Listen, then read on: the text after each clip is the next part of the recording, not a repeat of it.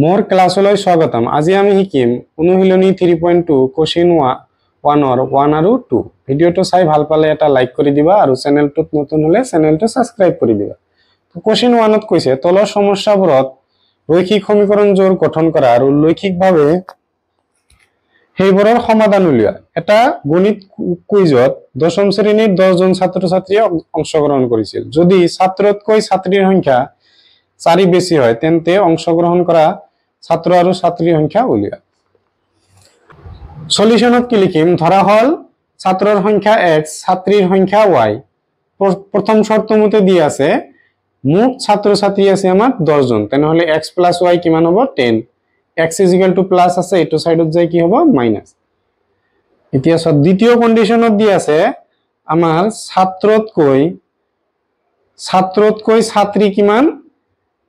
4 বেছি, তেনেহলে ছাত্ৰৰ লগত 4 প্লাস কৰিলেহে ছাত্ৰী ইকুৱেল হ'ব। x = y প্লাস আছে, এটো সাইডত যাই মাইনাস হ'ব। এয়া আমাৰ 2 নম্বৰ। এতিয়া 1 আৰু 2 ৰ কাৰণে আমি বক্স বনাম। হল এনেকুৱা এটা বক্স, আৰু 2 নম্বৰ কোশ্চেনৰ কাৰণেও এটা বক্স বনাম। এতিয়া ইয়াতে y সাপোজ আমি কিবা এটা লও, ধৰি লম নিজে ইচ্ছা মতে লব পাৰা, যিকোনো লব পাৰা। সাপোজ 5 ললো, 10 ৰ পৰা 5 মাইনাস কৰিলে 5, তেনেহলে y ৰ মান 5 হলে x ৰ মানো 5 হৈ যায়। এতিয়া y ৰ মান কিবা এটা লও, সাপোজ 4, 10 - 4 কিমান হ'ব? 6, তাৰ মানে y ৰ মান 4 ললে x ৰ মান আমাৰ 6 হৈ আছে। নেক্সট x = y - 4 আছে, তেনেহলে আমি যদি কিবা এটা y ৰ মান সাপোজ 4 ললো, 4 - 4 কিমান হ'ব? 0, y ৰ মান 4 ললে x ৰ মান 0, y ৰ মান কিমান? 6 লও সাপোজ, 6 - 4, 6 ৰ পৰা 4 মাইনাস কৰিলে কি হ'ব? 2, তেনেহলে y ৰ মান আমি যদি 6 লও, x ৰ মান 2। এটোক আমি কি কৰিম? এতিয়া গ্ৰাফত বহাম।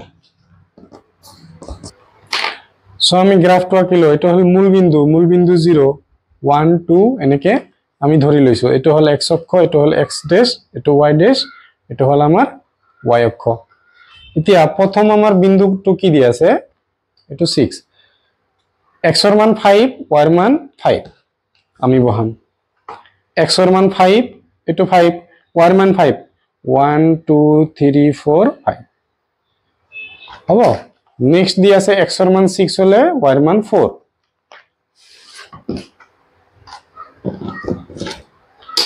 x ৰ মান 6, y ৰ মান কিমান? 4। এতিয়া আমি বিন্দু দুটা সংযোগ কৰি দিম।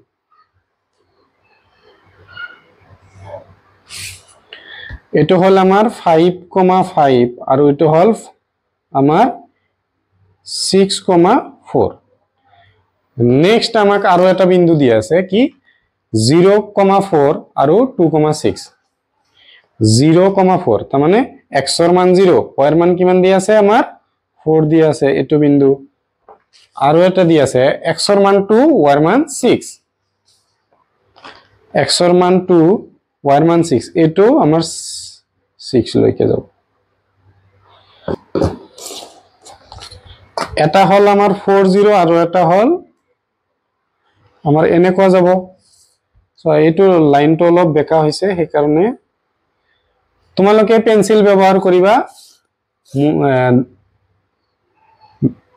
ইয়াতে পেন্সিল ব্যৱহাৰ কৰিলে দেখা নাপাবা, সেই কাৰণে মই কলম ব্যৱহাৰ কৰি আছো।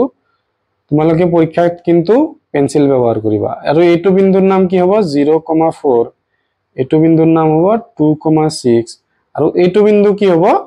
x ৰ 3 টাইত কাটিছে, y ৰ কিমানত কাটিল? এইটো হ'ব 6 ৰ পিছত 7, এইটো হ'ল 7।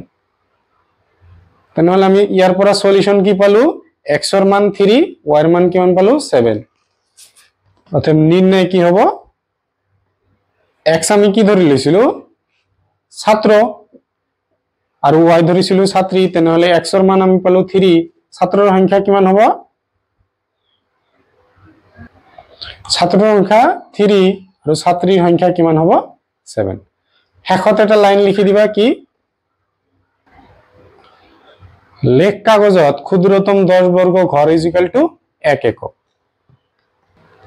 সো কোশ্চেন 2 দি আছে 5 ডাল পেন্সিল আৰু 7টা কলমৰ দাম একেলগে 50 টকা আৰু 7টা পেন্সিল আৰু 5টা পেনৰ কিনা দাম একেলগে 46 টকা এডাল পেন্সিল আৰু এটা পেনৰ দাম উলিয়া আমি এনেকে ধৰি ললো লেড পেন্সিলৰ কিনা দাম x টকা আৰু কলমৰ কিনা দাম y টকা প্ৰথম শৰ্ত মতে দিয়া আছে আমাৰ প্ৰথম শৰ্তত দিয়া আছে 5 ডাল পেন্সিল আৰু 7টা পেনৰ 5 ডাল পেন্সিল মানে 5x আৰু 7টা পেন মানে 7y = 50 ইয়াতে সোৱা হল এতিয়া আমি x ৰাখিম আৰু বাকিখিনি আমি এটো সাইডত লৈ যাম ডিভাইড কিহেৰে কৰিব লাগিব 5 এৰে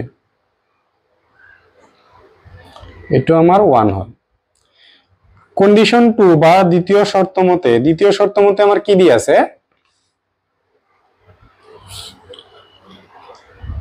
এবার 7 ডাল পেন্সিল আর 5 ডাল কলম = দিয়ে আছে আমার 46 7x y রাখি দিলু সাপোজ 46 x এটো সাইডত যাই কি হ'ব মাইনাস হ'ব আৰু এই 5 ৰ লগত যে y ৰ লগত 5 ইনটু হৈছে এটো ডিভাইড এক লাইনতে লিখি দিলু এতিয়া 1 আৰু 2 ৰ কাৰণে আমাৰ কি বনাব লাগিব বক্স y ৰ মান সাপোজ 0 পুট কৰিলো x = 50 - 7 * 0 কি হ'ব 7 * 0 7 5 ৰ মাজত 1 0 ৰ মাজত 0 y ৰ মান আমি 0 বহালে x ৰ মান পাই আছো আমি 10 এতিয়া x আমি কি লম 5 লম বাকি ললে আমাৰ নিমিলে কাৰণ আমি ডিভাইড কৰিব নোৱাৰো পয়েন্টত আহিব পয়েন্টত আহিলে আমাৰ বহুত দিগদাৰি হৈ যাব 50 7 * 5 কিমান হ'ব 35 এতিয়া সোৱা 50 ৰ পৰা 35 মাইনাস কৰিলে আমাৰ কি পাম 15/5 5 এৰে ইয়াৰ মাজত কিমান 3 বাৰ তেনেহলে x y ৰ মান 5 ললে x ৰ মান কিমান পাই আছো 3 এতিয়া এইটো সাইডত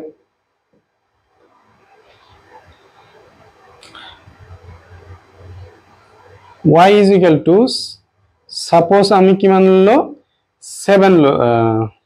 7 ললে তো নহয় 3 ললো সাপোজ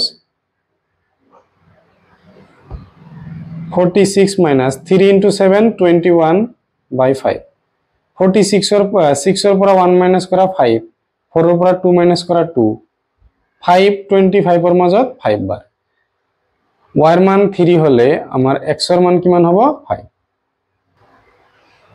এতিয়া সোৱা এটো আৰু প্লাসৰ আমাৰ আহাৰ কোনো অপচন নাই আৰু কি আহিব 46 minus 8 লো আমি y ৰ মান 8 লৈছো 46 minus 7 8 jar 56 তলত থাকিল 5 56 ৰ পৰা 46 মাইনাস কৰিব লাগিব কাৰণ আমি 46 ৰ পৰা 56 মাইনাস কৰিব নোৱাৰো 56 ৰ পৰা 46 মাইনাস কৰিলে কি হ'ব মাইনাসৰ 10 তাৰমানে 46 ৰ পৰা 56 ৰ পৰা প্ৰথমে 46 মাইনাস কৰা 10 পাম 56 ৰ আগত মাইনাস আছে সেই কাৰণে মাইনাস 5 10 ৰ মাজত 2 বাৰ মাইনাসৰ 2 এতিয়া আমি কি পালো y = 8 বহালে x = পালো আমি মাইনাসৰ 2 এতিয়া আমি এটো কি কৰিম লেখ কাগজত বহাম বা গ্ৰাফত বহাম সো আমি গ্ৰাফটো আঁকি ললো x x dash y dash আৰু y আমি এনেকে লিখি লৈছো 1 2 3 নেকো 11 লৈকে লিখিছো ওপৰতো লিখিছো আমি মাইনাসৰ এটো সাইডত তলৰ সাইডত কি হয় মাইনাস এটো সাইডতো কি হ'ব মাইনাস 1 2 এতিয়া আমি বিন্দু কেটা বহাম প্ৰথমতে আছে x ৰ মান 0 y ৰ মান 0 x ৰ মান 0 সৰি x ৰ মান 10 y ৰ মান 0 এটো হ'ব এতিয়া x ৰ মান দি আছে 3 y ৰ মান দি আছে 5 x ৰ মান 3 কত আছে ইয়াতে y ৰ মান 5 এইটো এটোৰে ঠিক ওপৰত যাব লাগিব হল এইটো বিন্দু আৰু এইটো বিন্দু আমি সংযোগ কৰি দিম এতিয়া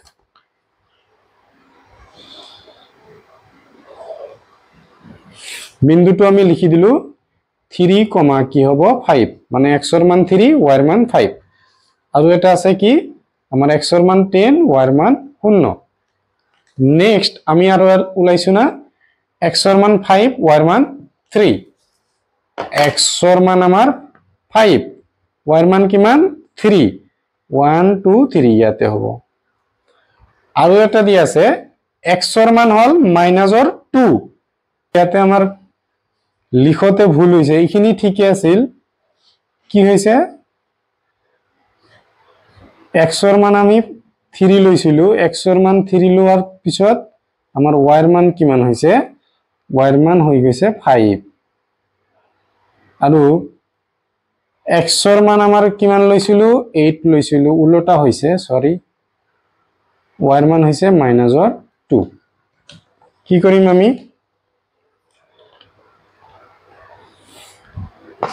x ৰ মান 3 সৰি x ৰ মান 3 y ৰ মান হল আমাৰ কিমান 5 তেনেহলে এইটো বিন্দুই হ'ব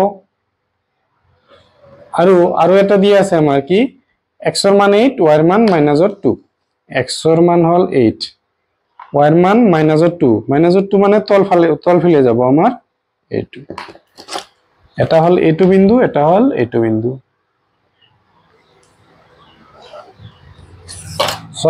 ইয়াতে ম্যাচটো কৰাতে ঠিকই কৰিছো কিন্তু জাস্ট ইয়াতে বহাওতে আমি ভুল কৰিছিলো এইটো কি হ'ব আমাৰ 8 y ৰ মান হ'ব -2 এতিয়া আমাৰ সলিউশনটো কি আহিল মিলিছে কত ৰেখা দুটা মিলিছে 3,5 তেনেহলে x ৰ মান আমাৰ হ'ব 3 y ৰ মান হ'ব 5 তাৰ মানে পেন্সিলৰ কিনা দাম আমাৰ কি হল তাতেকে পেন্সিলৰ কিনা দাম হ'ব আমাৰ কিমান 3 টকা আৰু কলমৰ কিনা দাম হ'ব 5 টকা পেন্সিলৰ কিনা দাম কিয় 3 টকা হল কাৰণ x ৰ মান 3 পাইছো আৰু কলম ধৰিছিলো y ৰ মান আমি 5 পাইছো হ'ব আৰু শেষত এটা লাইন লিখি দিবা লেখ কাগজত